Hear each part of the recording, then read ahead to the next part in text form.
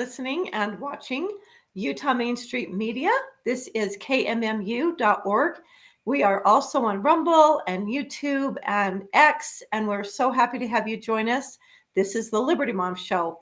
Liberty Moms are the original Secretaries of Defense. We are the real defenders of the home front, and we are there when it comes to defending our children and our families and our communities. And I'm your host today, Dalane, England. I have an amazing Liberty dad. He's definitely not a Liberty mom, but a Liberty dad. And we're really excited to have him in an extremely important topic that people really need to hear about and learn about. I have one of my favorite people, Representative Mike Petersen.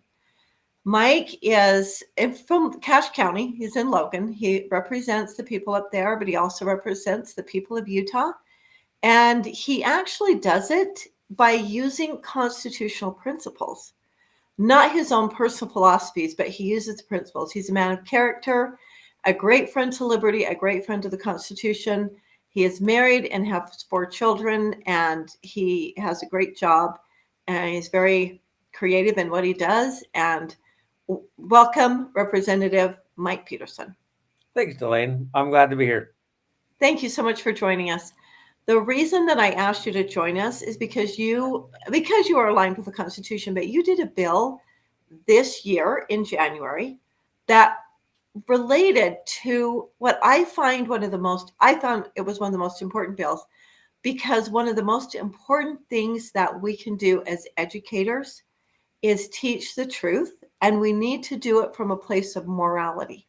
The founders spoke very often, very eloquently, and very passionately about how important it is that we teach virtue and morality as well as knowledge to our children.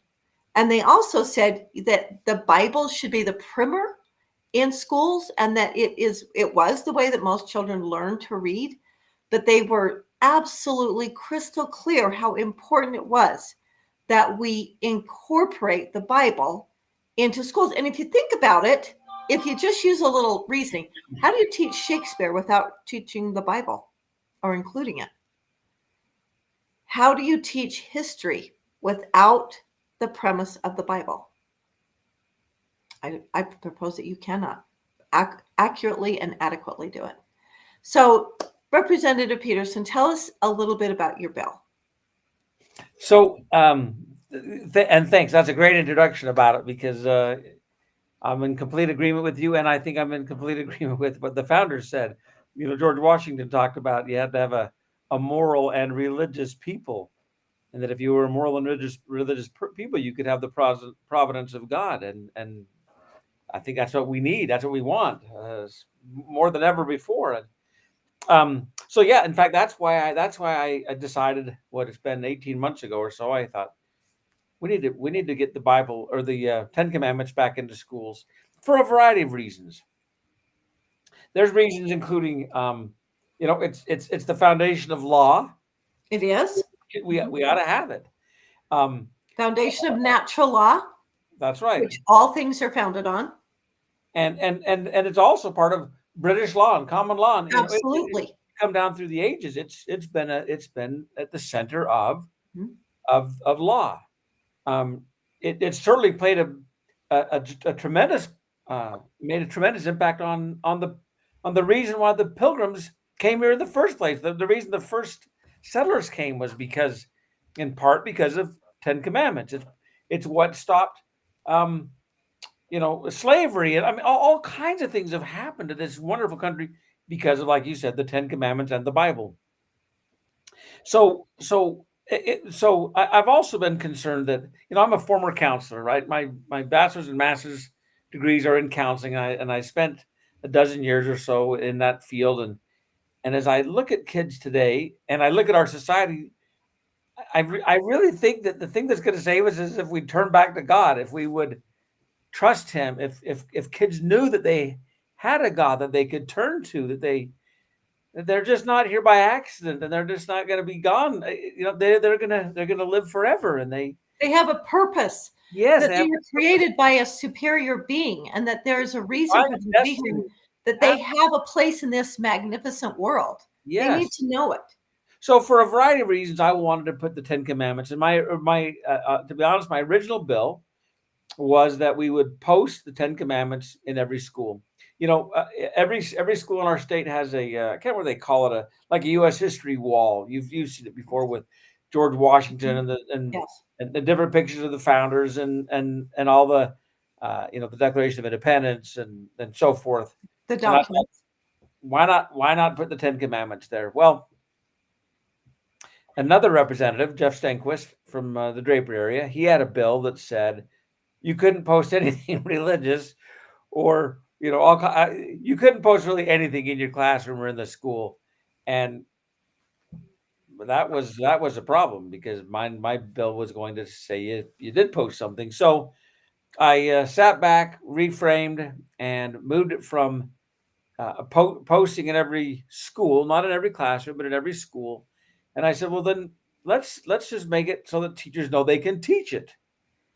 They can teach from the Ten Commandments, whether in history or in law classes, whatever. You could include discussions of the Ten Commandments in those classes, and so that's where we settled. And ironically, Representative Stenquist's bill failed, but mine passed, and so now, I think in reality, Dalane, I think teachers could actually have taught the Ten Commandments had they wanted to. Oh, absolutely. More explicit. There's no question about it. I've really been thinking about. I've actually really been thinking about doing a resolution about this as a way to just make sure that teachers and families know that it is okay to teach religious, especially things that are historical and traditional. It is okay to include them in our schools. So did that help you? Yes, it does. That's fantastic because the truth is, like the founders even said this, and I'm sorry I didn't get the quote together, but the founders said that if we remove the Bible from schools, we're going to create all kinds of problems that could easily be we would never have to deal with them if we had the Bible and teaching self-governance and having that moral foundation. And we've seen that as we've removed teaching self-governance, which is what the Bible does, it teaches us how to govern ourselves in a way that works with everyone respectfully and politely, and that we govern ourselves with a virtuous and moral foundation. Yep. And that if we would do that, it would remove a lot of the problems that we will have with our future. There you go. And you've probably seen this. You're familiar with this, aren't you? Absolutely. And it talks about this. This is the New England Primer that was used. It was first published in what 17. This one's 1777. Excuse me. That's what they used to teach the first. I mean, this was the textbook. This in the Bible was the textbook for generations upon generation in our country. And it's really interesting because once I get out of the helpful notes, okay, the first thing you see is a picture of John Hancock and then a hymn. And then as we move through, it's going to teach us about the ABCs. Okay. Mm-hmm. So I don't know if you can read that, but it's the A is about Adam's fall. B, right. Heaven defined, the Bible mind. C, Christ crucified for sinners died. D, the deluge drowned. E, Elijah. I mean, everything is from the Bible. Yes. And as we scroll through, you'll find the more hymns, but you'll also see a lot of information or a lot of questions about the Ten Commandments. Let's see here. It'll ask what is taught in the third commandment, and what is taught in the fourth commandment, and the answers. And it's just filled with information that kids ought to know to live a. A lot of times people say that the founders were not religious people. They try to say, for example, they were all deists. Right. So from my research, what I can find is that there was one founder who at one point claimed he was a deist. Do you know who that was by chance, Dalane? It was, okay, that's all right. It was Benjamin Franklin. He said at one point he was a deist. Yet, if you look at his biography, because he wrote about it, and if you read that page, he says that for something like for a short while I was a deist, and then I realized it was of no value to myself or to my community, and he gave it up. He was not a deist. A deist is someone, by the way, who believes that God just set this thing in motion, stepped away, and now whatever happens, happens. Well, Ben Franklin, as well as the rest of them, were not deists. Now, they were not all Christian. They were primarily Christian. Most were religious. Almost half of them were trained ministers. They had gone to the ministry. 27 of them had gone to ministry school. That's right. So there's no question. We started out as a country founded on Judeo-Christian values, and it was believed that that's what we needed to teach. In fact, we're jumping around a little bit. Is that all right? Is there something you want to go? No, we can jump. So keep it lively, keep it moving. So when I first came out with this bill, and by the way, even as late as recently as last week, so we're in mid-September. This bill passed in early March. I'm still getting emails from people who hate me. Right. Who accuse me of not. I mean, they literally say, Mike, have you never heard or read the First Amendment? Mike, have you never heard of the separation of church and state? Church and state. I love that one. That's my favorite one. Your favorite question? Yeah. Well, no, I just love that because when teachers say that to me, because with Freedom's Light Festival, I'm a certified teacher of the Constitution, and teachers will say, you're too religious. I'm just like, how would you want me to teach the Constitution without religion? It would be a lie. It would be a fraud. And what they do is expose themselves in their own ignorance. They're not exposing me. I am exposing myself and because I'm not teaching my own beliefs. I'm not teaching my own philosophies. I'm teaching the principles of the Constitution and using the quotes of the founding fathers and founding mothers. When I was first submitted, so when you write a bill, we send in a message to the what's it called, LRGC, the Legislative Research General Council, and then they'll draft one, and then they'll contact me, and we'll go back and forth, and I'll bring in other people that I think would be interested. It goes back and forth. Well, I submitted this request like in June, and the rest of June passed, and nobody reached out in July, and August, and September, and October, and I started thinking they have a problem with my request.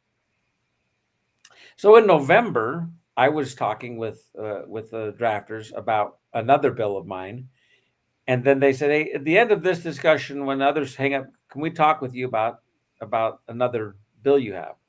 Now, honestly, Dalane, I was giggling inside because I knew exactly what bill they were talking about. So we get back into the conversation. They say something like, and I won't get this exactly right, but the idea was you were in charge, Representative Petersen, but you need to know that the bill you're proposing is unconstitutional. And I said, explain that to me. What do you mean? Well, have you ever heard of the phrase separation of church and state? And I said, actually, I have. And I asked, do you know where that comes from? I'll give you $1,000 if you can find it in the Constitution. Yeah, that's right. Because it's not in the Constitution. Not even insinuated in any way. It's nowhere. In fact, on the contrary. Yeah. That's right. In 1801, I think it was October of 1801, the Danbury Baptist Association, Danbury, Connecticut, they wrote to then President Thomas Jefferson and asked, what's going to happen with us? Because at that point of time in history, in American history, 9 of the states had a state religion. Connecticut was a Congregationalist. They were obviously Baptists. What's going to become of us? Because, back then, Dalane, as you study history, if you were not part of the state religion, you got treated pretty poorly. You could be harassed pretty bad. So they wanted to know what was going to happen with them. And so they wrote to Thomas Jefferson. And then he wrote back and said, in essence, what he said is that there is a wall of separation between the church and the state.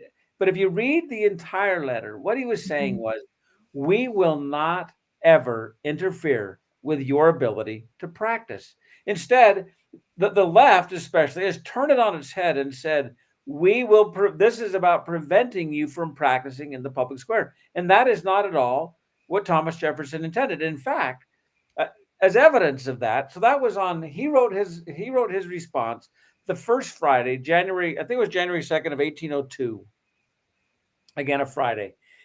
So on Sunday, Thomas Jefferson, of course, was in church. But most importantly was to know where he attended church services. Absolutely. Where did he go to church? He attended at the house Mr. Unreligious Thomas Jefferson, where did he go to church every week? That's right. In the church, in the House of Representatives, Mr. Separation. There will be no, I mean, that's what people say. There will be no mingling of these two. Never. Yet, in fact, not only did he attend church regularly in the House of Representatives, I mean, people knew. You can go look at old journals. People attended. They knew where he sat. They knew that that's the Jefferson bench. They knew that he helped he supported different Bible associations. But not only did he attend church at the House of Representatives, but during his tenure, he approved 2 other federal buildings to be used for church services. And then I want to show you one more thing. You have a copy of that, Dalane? I sure do. So-called Jefferson Bible? Yes. I've heard people ask about this many times.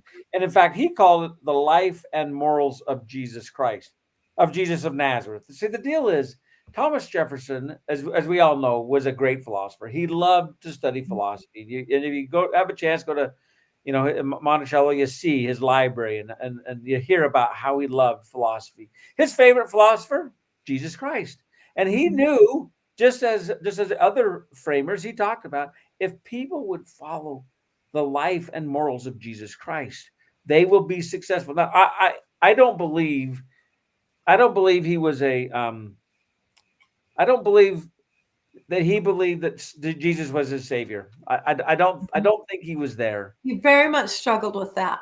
He did, but he knew that he wanted to live the tenets that Jesus Christ. So back to his Bible. What it is he took a penknife and just cut out all the sections of what Jesus's life and his morals, because he said, like, I don't like what Peter has to say. I don't like what John has to say. I like to know just what did Jesus have to say. In fact, most people don't know, but he had two Jefferson Bibles. Right. This one, which actually, until there was like a 40-year span from like 1900 to 1940.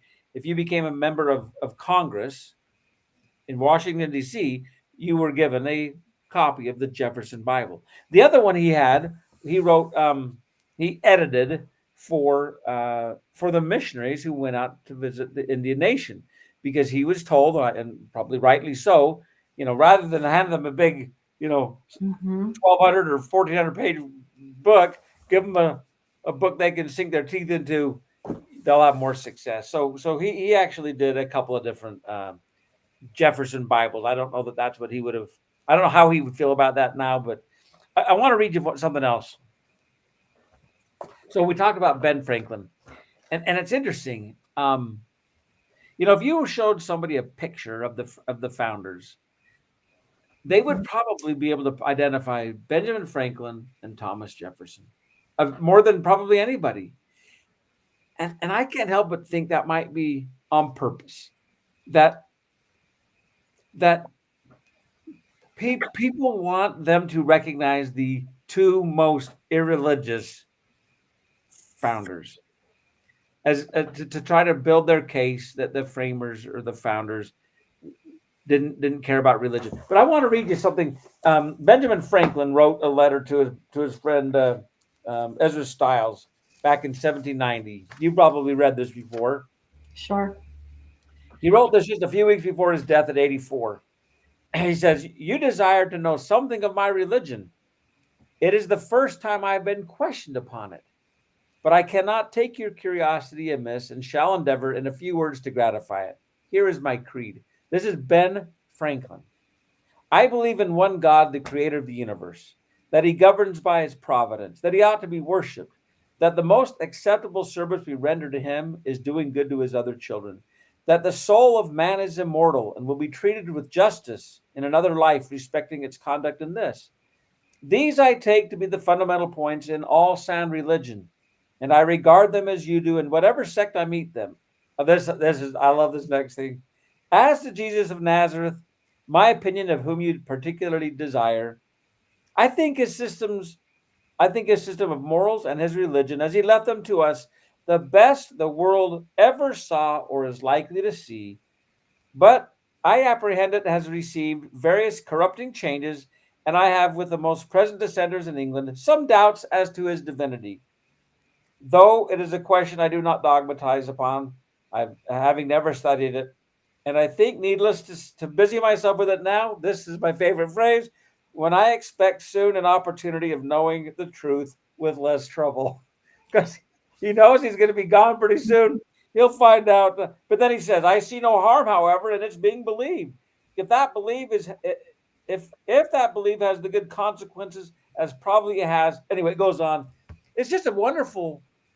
Again, it's a wonderful testimony of here's a man who's not, it doesn't regard at this point in his life Jesus Christ as his savior, but he clearly recognizes the value of the life and morals of Jesus Christ, and that is what makes this country the successful country it is, the place where people um, where individual people have the most liberty, where individual people get to practice their anyway. It's an amazing letter. I think I love Well, it. and if you think about when they were in the Constitutional Convention and they were just, I mean, he was beside himself because they had spent all this time and he just saw everything falling apart. They were fighting, bickering, arguing. They were not agreeing. Everyone had their own state ideas, their own declarations, and they wanted their ideas, and they were not listening to each other and coming together. And he stood and spoke, and he talked of God, and he said, if a sparrow can't fall from a tree without God knowing, how could we raise an empire without calling upon him? We have had thousands of times we have called upon God to help us. Why are we not asking God for help? And so they spent 4 days praying. Yep. Just absolutely praying. And then they came back, and that's from Benjamin Franklin, Mr. Non-religious. But he said, let's go to God and inquire of the Lord and ask for his help so that we can come back and finish this work. Yep. In his Pretty incredible. I think that there's been, to my mind, the last, especially since 1960 or so, there's been truly a push to make these founders less credible. Yes. Whether it's back in the 60s, it was all about I can't remember which years, that they're deists. Right. And right now we're the phase of that they were all white supremacists. Right. But the effort is clear. We need to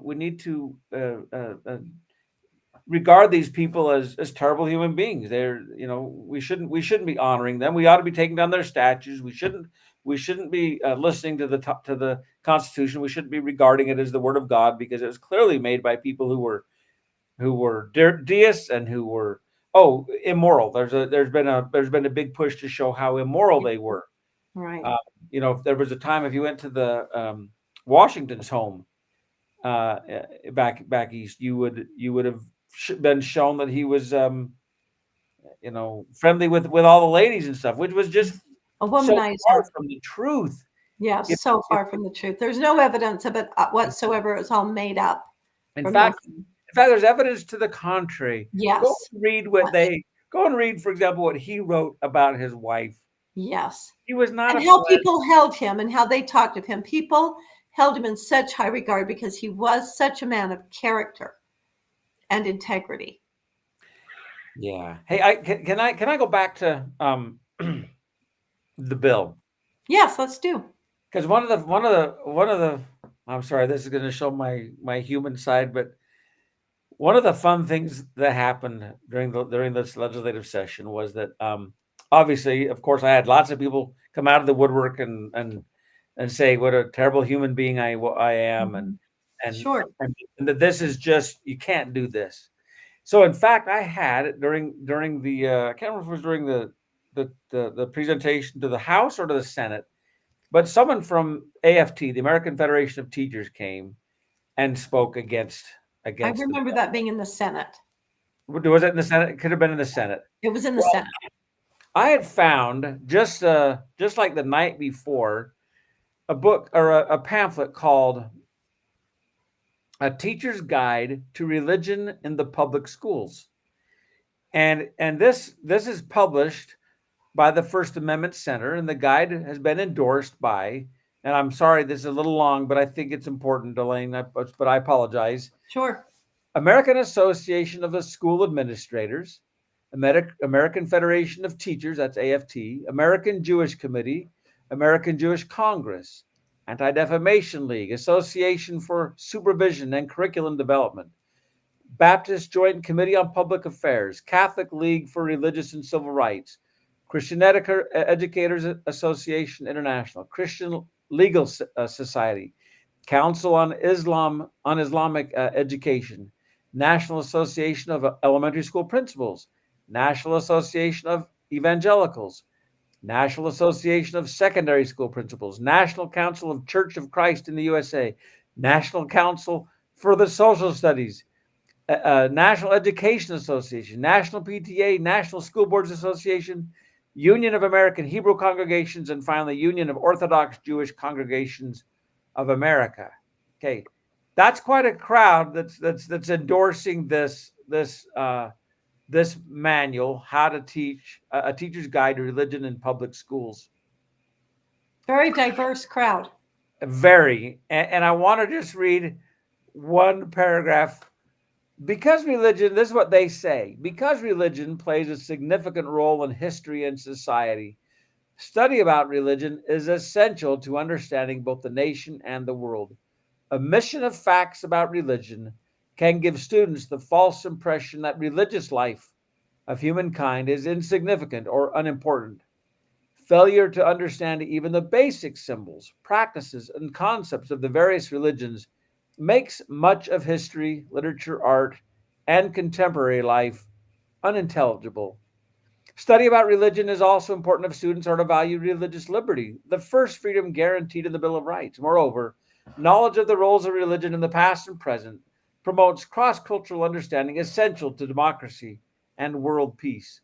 I just find that so ironic that you were there, that just moments after the representative from AFT gets up and lambasts me, I'm able to just use their words that actually they even recognize the value of teaching religion in schools. Absolutely, because we see that when children are taught how to self-govern and to have values, they behave so much better and they have a lot less anxiety, a lot less stress. They're happier, they are more productive, they hold themselves as a person of value, and we rid our society of so many problems and so many issues. And we can see that crime has gone up as the religious exercise and taking it kind of out of the public square, and the mentality and the belief that people that you can have your religion but you need to keep it in your home at your church, it is not appropriate for the public square. Yeah.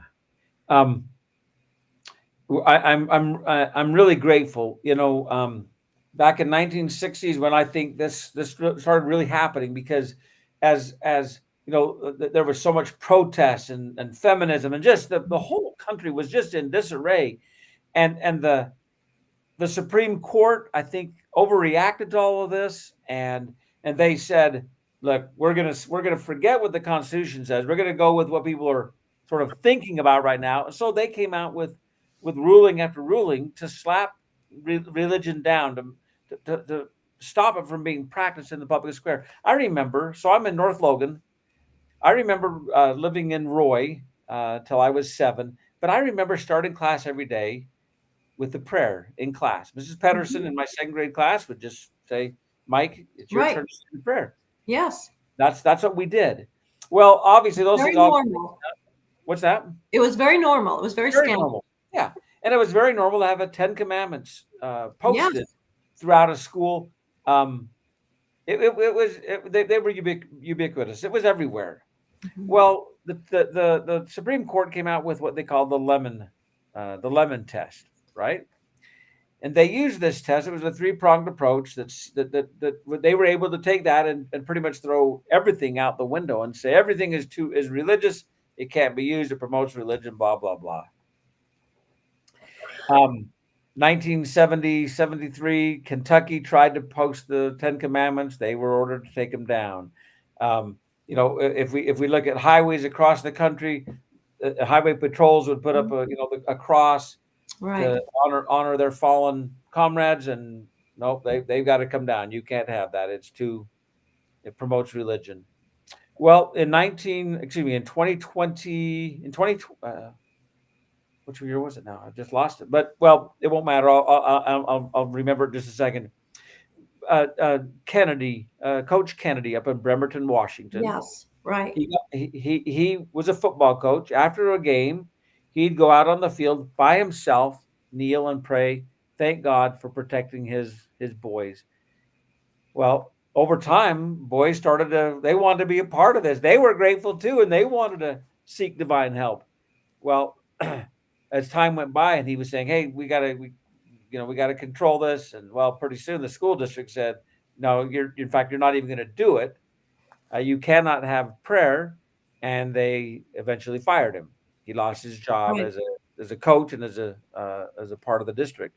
So he ended up go in a suit, and the Supreme Court in 2022 heard his case, and they ruled that what he had done was constitutional. And what they used was first of all, they threw out the lemon test completely. They said it was completely wrong, and they base things on now history and tradition. And they say if this is part of our history, this is part of our tradition, then we can continue with it. So back to the Ten Commandments. I've had people say, especially before it passed, Mike, you're going to cause a problem because now we're going to have to post the Quran, and we're going to have to post the 7 tenets of Satanism and all these things. I said, whoa, settle down, slow down. Mhm. Do we have a history in our country of posting the 7 tenets of the satanic temple? Not at all. We're not founded on the tenets of Satan or Satan worshiping. We've never done that. That's never been part of our history, our culture, or our belief system. That's right. So it'll be all right. As I think about this, I remember my oldest daughter. She's like 37 now, but when she was in high school here in North Logan, actually her high school was in Smithfield. She got an assignment to write about any figure she wanted to in world history. She said she wanted to write about Joseph Smith, the founding prophet of the Church of Jesus Christ of Latter-day Saints. Her teacher actually told her she could write about anybody she wanted but him. Except him. That seems fair. Yeah. Doesn't Like, it, what could possibly go wrong with that? Yeah. So the problem is for 50, 60 years or so, our culture, our universities are teaching this idea of separation of church and state, and they're using Thomas Jefferson's words out of context. And so now, boy, Dalane, when I had this bill come out, I had even neighbors who I've known for decades. Yes. Religious neighbors. Telling me what a horrible person I was, how uneducated, that they just hadn't wanted nothing to do with it. But that's because they don't understand. They've been misled for so long about the truth, how the founders feel about religion, about our Constitution, what those words actually mean. When it says Congress shall make no state religion, Congress. Congress. Congress. Yeah. I mean, people just don't The understand. restriction thereof, that there would be free exercise of religion. Yes. And they were not able to restrict it. So we've got a lot of work yet to do. In fact, I'll tell you what. So when that bill first got published, Speaker Schultz, Mike Schultz, called me into his office. We talked about it, and he said, "Mike, 3 days ago, I thought what you were proposing was unconstitutional. But I'd been working like a madman, trying to hit everybody and trying to explain some of what I've just reviewed with you, Dalane, that it's that we've been misled." Yes, we've been lied to. Not just misled, Mike. We have been lied to. We have been absolutely lied to. And people have, you can't blame people because they've been lied to. They don't know the truth. And it's hard for us as humans when we believe something and attach to it. It's hard to learn the truth and accept the truth because don't confuse me with the facts. I've already made up my mind. Well, I hate to paint with this broad stroke, but good. But oftentimes historians, and writers of history, they fail. They don't look at the original sources. Right. So, that gentleman from the LRGC told me that he actually was a teacher, was a professor of political science, but he had never seen the letter from Thomas Jefferson. Right. I've had people say to me, "Well, Mike, even Thomas Jefferson said we are not a Christian nation." I say, "Tell me about that." "Well, I've just seen that he said that." Well, I know where he said it, so I pull up for them the document.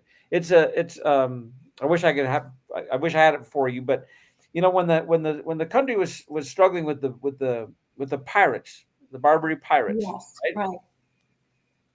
And they were harassing and killing, and I mean they had taken into slavery 1 million people. Absolutely. And they were taking our ships. They were causing all kinds of havoc. They were Islamists, Muslim, right? Or Muslims, yes. And Thomas Jefferson, I think it's Thomas Jefferson, John Adams, and Ben Franklin were sent as emissaries by the government to go over and try to fix this.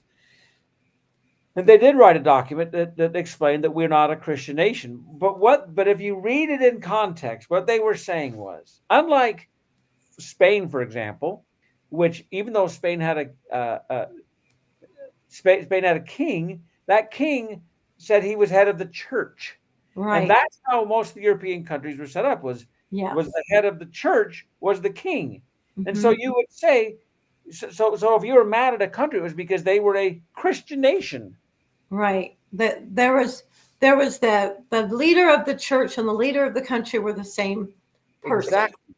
And that's not the way we operate here. The founders did not want those two to be a partnership. They did not want them to conflate it. They wanted it to be separate. Correct.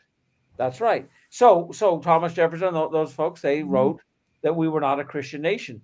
But they weren't saying we were not founded on Christian values or Christian Christian Judeo values. They didn't want us to get away from this.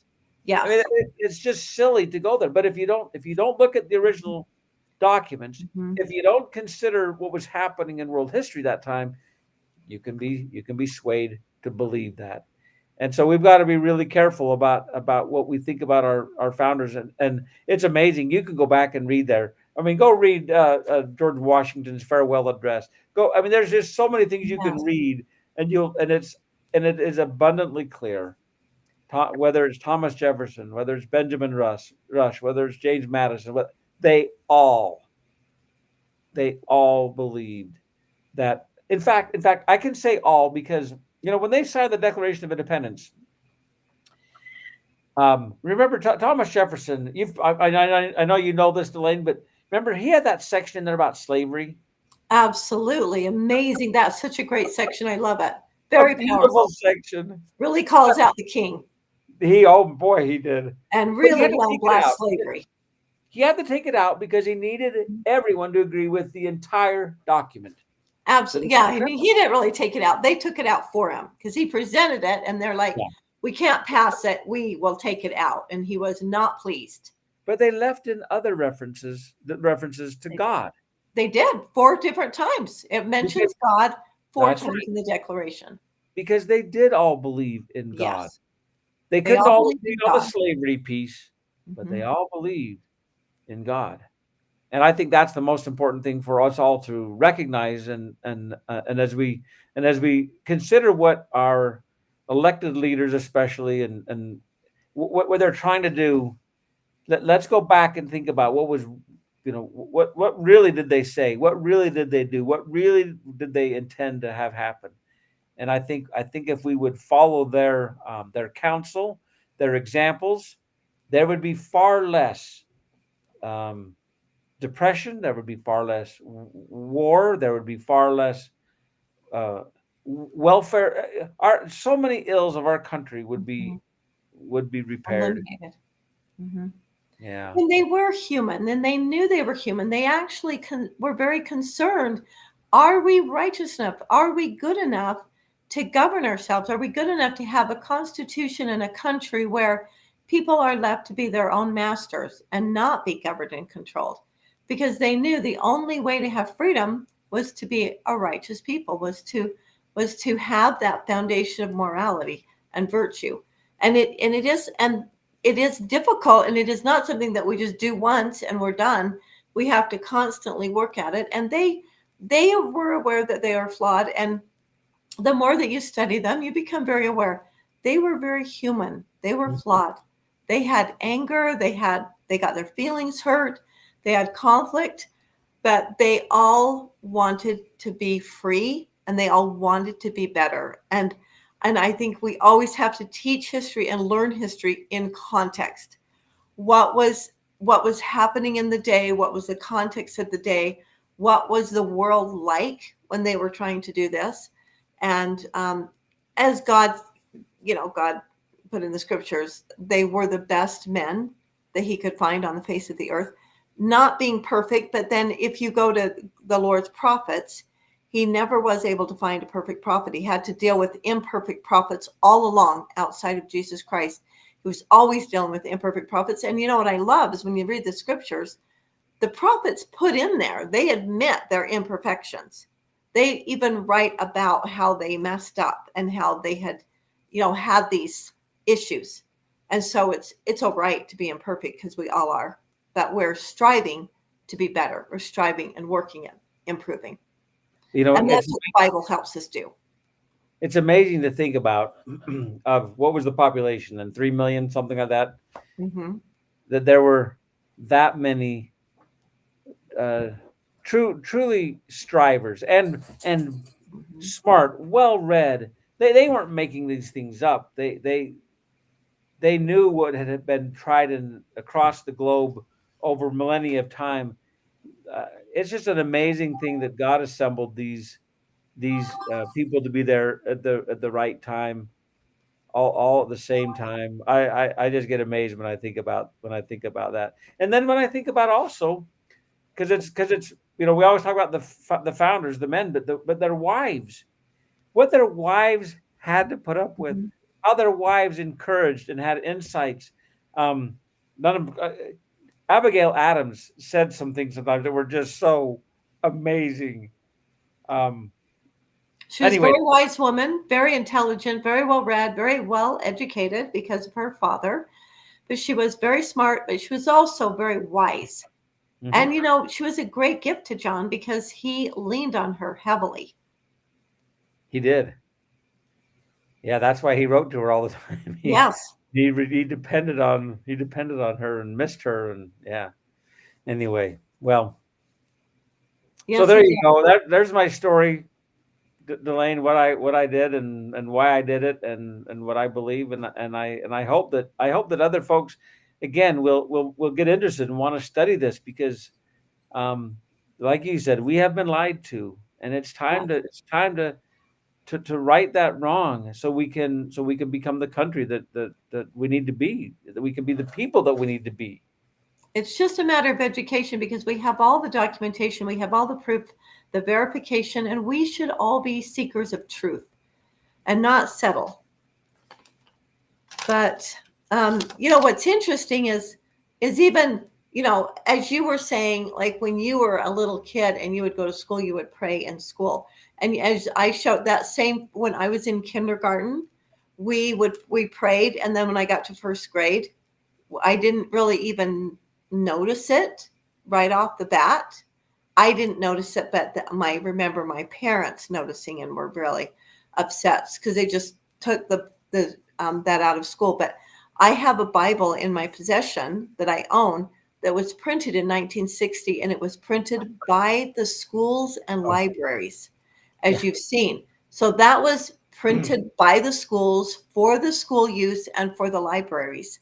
And so that was printed in 1960. So we know that, it's really not been that long Right. that people have been able to buy into this lie. And we don't have to go back very far to touch the reality.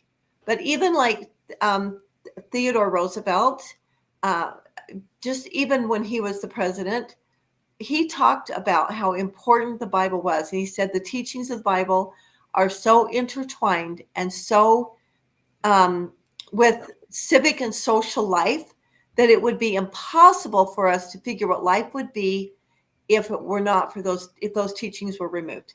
That is a quote.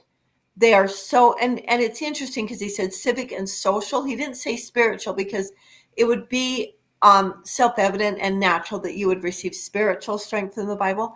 But he said that the teachings of the Bible are civic and socially intertwined with life, with the kind of lifestyle that we have. And I find that is such an interesting part of the Bible. We tend to think of it as a spiritual book when actually it is, but it's also tells us how to civically live and how to socially live. It actually tells us what taxes are constitutional or within the laws of nature, how we should tax, what taxes are okay. It literally, what's really interesting is Matt Maury, he was reading in the Bible. Well, he was sick and he was laying down sick and his family was reading the Bible to him.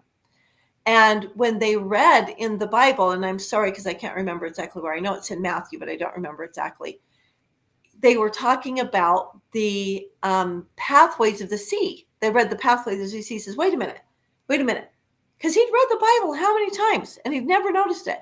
He said, read that again. And they said something, the pathways of the sea. And he's like, read that again. They're like, Dad, we already read it. Well, Father. And they read it several times as he asked. And he realized the Lord was telling us that the sea has pathways, that there are currents.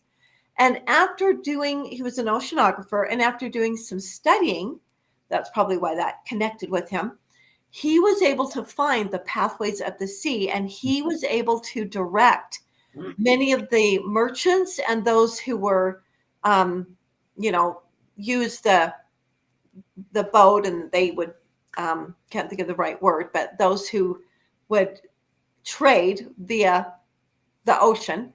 And he was able, if you go over here and you leave from here, and he would tell them, and that would cut 3 to 4 weeks off of their journey, which meant they made a lot more money. They were a lot more productive because they could get to where they were going and get back in 3 to 4 weeks, less time, which means they could make an entirely another journey in that much time. So he became a great asset. And as he said, these truths are in the Bible. And I love the fact that even Theodore Roosevelt in that time understood that these civic and social truths were found in the Bible. And our society, many of our modern presidents have yes, they have acknowledged that the Bible is foundational to the creation of our country, the success of our country, the success of the people. That is foundational to why we do what we do in our country, and we'd be wise to keep following. Yes, to keep following it. And over 90% of inventions were invented by Christians, which I think, that's a statistic you can't really argue with. They look at who invented everything and found out what faith they belong to. And it's just interesting that people who do read and study the Bible have that enlightenment. So it is most interesting. So Representative Petersen, thank you so much. And I really appreciate your service. I appreciate that you do align yourself with the Constitution and the principles of the Constitution. I really appreciate you sponsoring this bill. And I know that it did take a lot of courage and you received a lot of hits.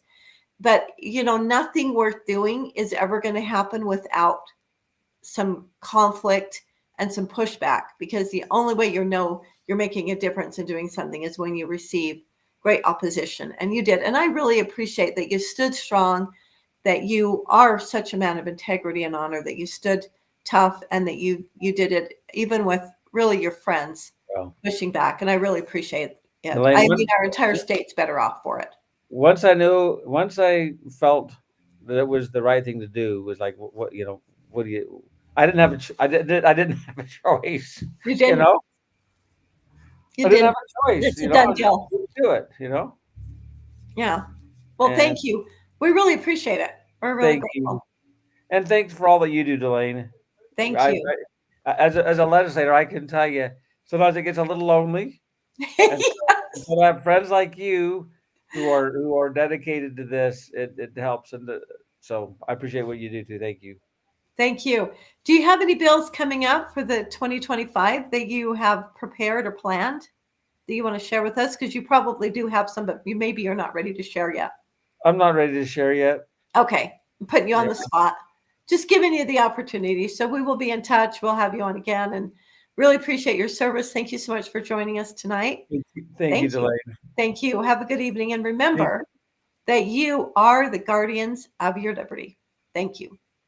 Have a good one.